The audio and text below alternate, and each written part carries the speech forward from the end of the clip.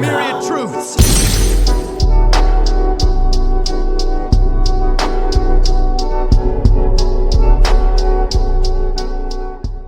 What's up guys, Legendary 7 back in it again with another metaphor guide.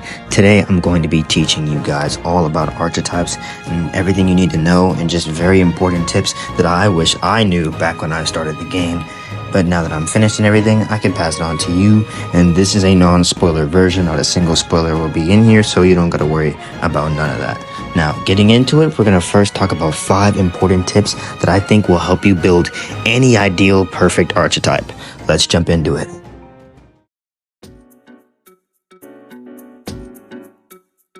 First tip is inheritance. Now, inheritance is pretty straightforward. You're able to inherit different skills from other archetypes and put them on one archetype. You start off with 2, but if you're doing your follower ranks, you should have at least 4 for every single archetype in this game if the corresponding follower is at the level it should be.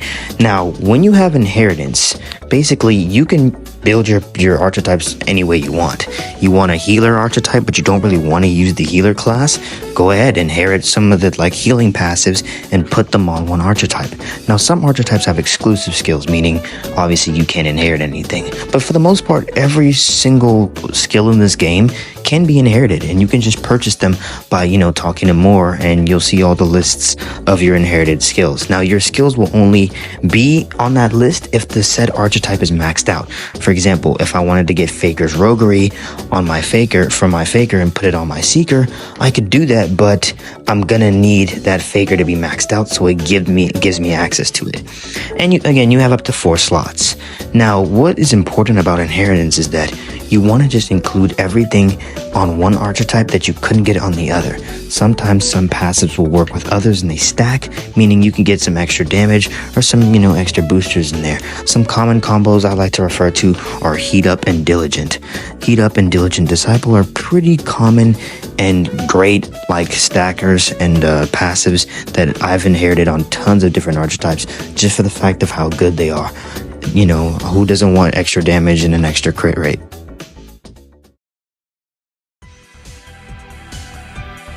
As I just mentioned Diligent and Heat Up, we're going to talk about Lineage, because these kind of go hand in hand. Some inherited skills basically say that the lineage matters. Also, your synthesis lineage matters. Now, in this game, they heavily encourage you to just, switch up your archetypes, do different combos, do this, do that. They heavily encourage that.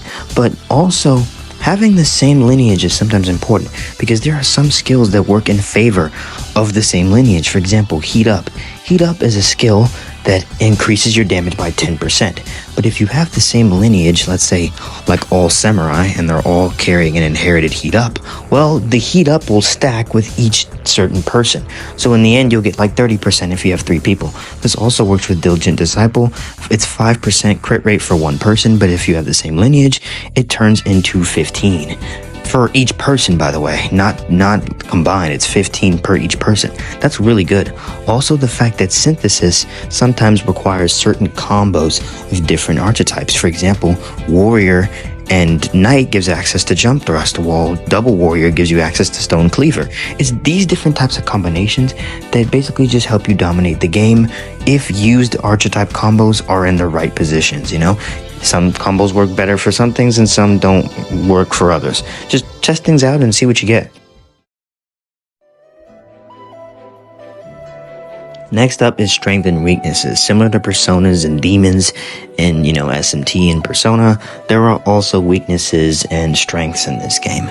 Now, for the most part, towards the end of the game, you can just end up getting repels for everyone, which I might do a guide for later. But, of course, if you're in the early game, well, you might not have that chance. Of course, obviously, you're not going to have that chance to get good resists and repels.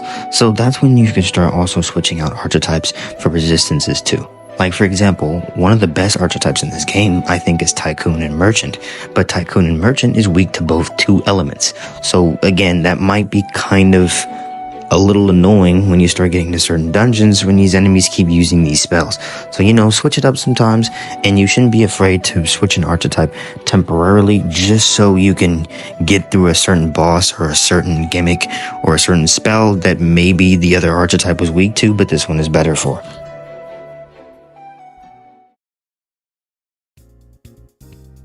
Now, weapons don't actually correspond with this video, but they correspond with archetypes a lot. So just hear me out.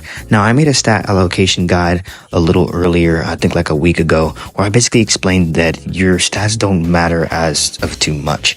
And that's true, because your equipment is mostly what scales to your damage.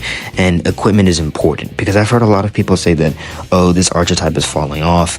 And, sometimes archetypes do fall off just because their kits are more, weaker spells and you're getting stronger, or they're weaker physical attacks and, the enemies are getting stronger and you need better stuff. But for the most part, archetypes don't really fall off because it's mostly just your equipment scaling to the damage. So if you think an archetype is falling off, it's not. It's probably just your equipment.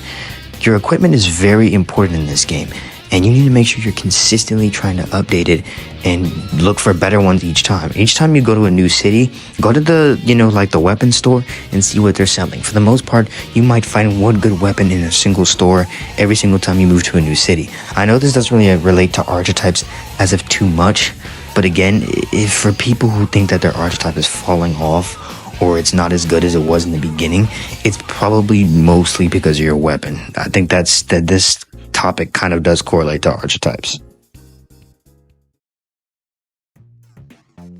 And the last but not least, and definitely probably the most important tip, is the classes.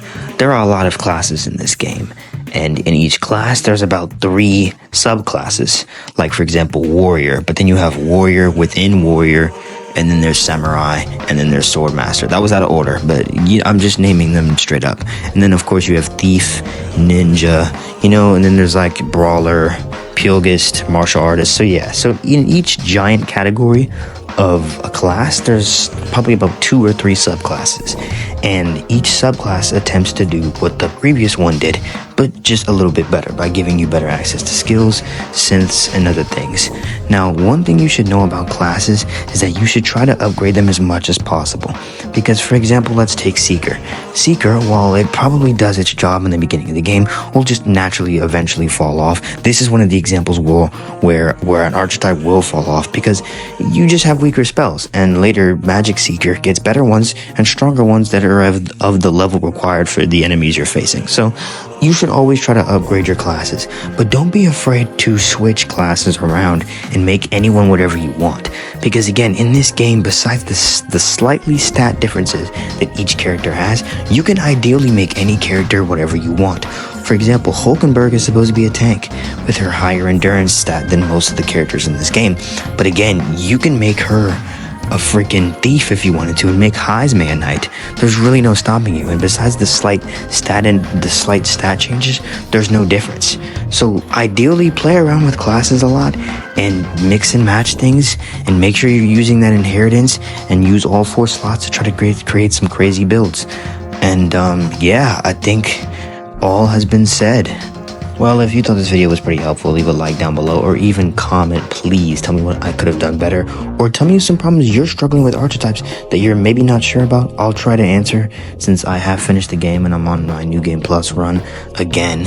And so I'll try to help out people as much as I can. But peace out, and have a good one.